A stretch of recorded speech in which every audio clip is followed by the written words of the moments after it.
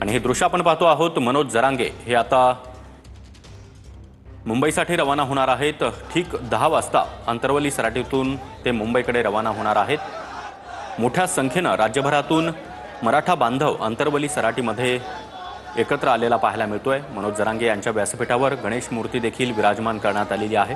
गणपती बाप्पाचं पूजन करून मनोज जरांगे मुंबईसाठी रवाना होणार आहेत। दरम्यान उच्च न्यायालयाकडून मुंबईमध्ये आंदोलनाची परवानगी नाकारण्यात आलेली आहे। असं असलं तरी आपण मुंबईत जाणार आणि शांततेने आंदोलन करणार अशी भूमिका मनोज जरांगे यांनी घेतलेली आहे।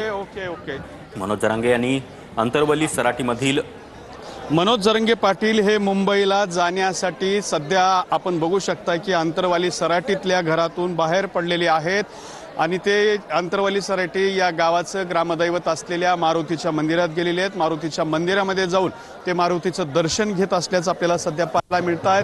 मारुतीचं दर्शन घेतल्याच्या नंतर ग्रामदेवता असलेल्या देवीचं सुद्धा या ठिकाणी ते दर्शन घेणार आहेत। त्यानंतर छत्रपती शिवरायांच्या प्रतिमेचं दर्शन घेऊन गणपती बाप्पाचं पूजन करणार आहेत। त्यासाठी आपण जर बघितलं तर मनोज जरांगे आत्ता नुकतेच बाहेर आलेले आहेत। साधारणपणे 10 वाजता ते मुंबईच्या दिशेने निघणार आहेत आणि त्याचीच तयारी म्हणून या ठिकाणी आपण बघू शकता की मनोज जरांगे पाटील हे देवदर्शन घेताना पाहायला मिळत आहेत। तर दुसऱ्या बाजूला जर आपण बघितलं तर हजारोंचा जनसमुदाय मनोज जरांगे यांच्यासाठी अंतरवाली सराटीमध्ये सुद्धा दाखल झालेला आहे। मनोज जरांगे यांची तब्येत काहीशी नाजूक असल्याचं सुद्धा आपल्याला या ठिकाणी पाहायला मिळतंय। मात्र अशाही परिस्थितीमध्ये ते मुंबईसाठी रवाना होणार आहेत। मुंबईला जाण्यासाठी त्यांची सगळी तयारी झालेली आहे। छत्रपती शिवरायांचा अश्वारूढ पुतळा सुद्धा या गावामध्ये दाखल झालेला आहे आणि हा पुतळ्यासोबतच मनोज जरांगे पाटील हे मुंबईला जाणार आहेत। आपण बघू शकता की हे महादेवाचं मंदिर आहे, ग्रामदेवत महादेवाचं, त्या सुद्धा मंदिरामध्ये मनोज जरांगे पाटील दर्शन घेत असताना आपल्याला पाहायला मिळत आहेत। महादेवाचं दर्शन घेतील आणि त्यानंतर पुढे देवीचं सुद्धा दर्शन घेणार आहेत। आता जर आपण बघितलं तर हे